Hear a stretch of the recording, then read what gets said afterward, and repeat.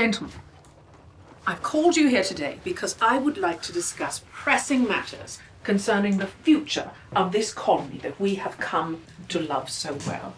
I mean, I look at your faces and I see the very pioneers of this place.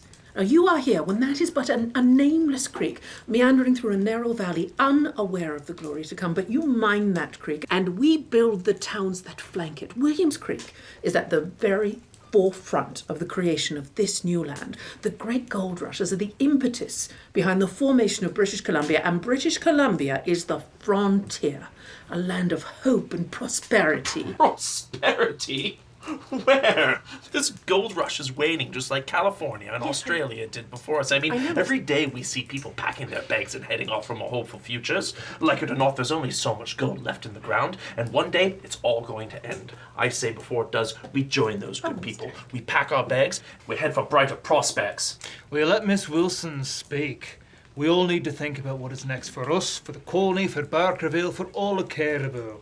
Now, if Miss Wilson has some ideas as to how to proceed, I, for one, would like to hear them. Thank you, Mr. Goldsworthy. Thank you very much.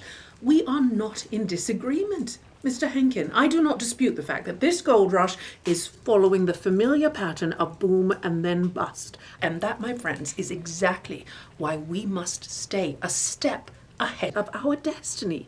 Decide what we want for British Columbia once gold ceases to sustain us. I mean, the truth is, sooner or later, the gold will run out. Her Majesty will cut us loose, and then what? Do we walk away from all we have built here, allow these vibrant towns to rot into dust? It would be a tragedy. As if we'd never been here, as if none of this had even happened. It's all very dramatic, Flory, but enough theatrics. You clearly have a point you wish to get to, so I say hop to it. I do have a point. Now, not long ago, a new nation was formed in the East called the Dominion of Canada.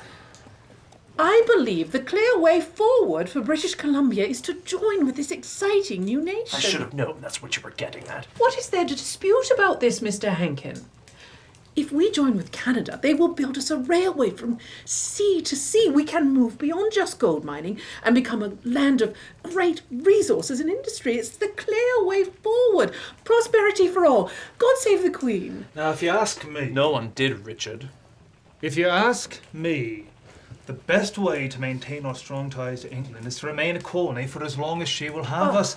We needn't go looking for solutions where there is no problem. We can continue to expand our resources beyond gold mining until she's happy to keep us. We just have to do it. You are being naive, Richard. If we do not act quickly, we will have to walk away from all we have built here, and simply because we have failed to plan and anticipate. Yes, but you seem to be forgetting that Canada is nowhere near us. It's on the other side of a continent. Why would we join in with their lot when there's a perfectly viable solution a stone's throw to the south? Here we go. Yet another annexationist steps forward to extol the virtues of joining with the United States of America. Yes, I am in favor of annexation, and what of it? I mean, you want to remain tethered to England, oceans away from us. You want to go and join up with Canada, thousands of miles from here. Now, the United States purchased Alaska in 1867.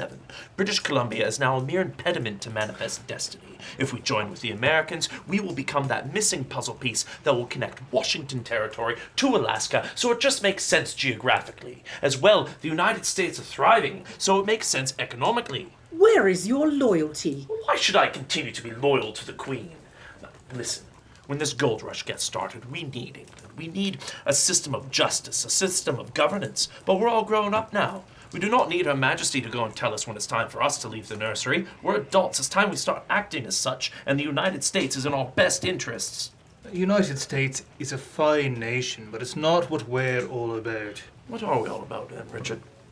We're all about coming into a land that's already inhabited, planting down a flag and calling it British just because we want the natural resources? Be very careful there, Charlie. Why is that? Now listen, let me ask both of you this. How do you think history is going to paint us years from now when we all go on to meet our makers? Do you think history is going to paint us as heroes who came and created a brave new world? Or do you think perhaps history will see us as invaders who came to a place that already had civilized inhabitants for thousands of years, weakened the indigenous populations with disease and warfare, stamped our own rules, our own systems on it, and called it British just because we wanted it? Do not be saying that being part of the British Empire is synonymous only with glory. There's plenty to question as well. Well, the United States, which only recently abolished slavery, will give us a more glorious legacy. I don't know that. The point I'm trying to make, though, is we cannot cling so hard to our origins. We can't just go and join up with Canada because she remains loyal to Britain. We have to do what's best for us. Joining with Canada is what's best for us. It gives us an opportunity to join an exciting new nation that still resembles what we know and love. Canada's only 2 years old. We've no idea what it will be yet. We have time to wait and plan until we are sure. Sure of what, Richard? Listen, you both seem to be forgetting there's more than just British people here. There's Americans, Australians, Spaniards, Mexicans, Italians, French people, Swiss people, Prussian people, Chinese citizens, not to mention the native peoples who, lest we forget, still live here. We're not all loyal to your crown. Look, this is all becoming rather more enthusiastic than I intended. I called you here because I believe that Canada is our clear way forward, but at least, we can see that we all feel very strongly about what we want for the colony. I suppose after listening to what you both had to say, I can concede that we can't remain tied to the crown forever. I never thought I'd see the day. I think the United States is our best option. But I dare say that no one has consulted with the Chinese citizens or the native peoples about what they may want for this land, and they likely never will, at least not anytime soon. I do love it here, though. Well, at least on that point, I think we can all agree. Look, clearly we need to keep talking about this, but perhaps we'll leave it for another day. Here, let me get you both another drink. Thank you.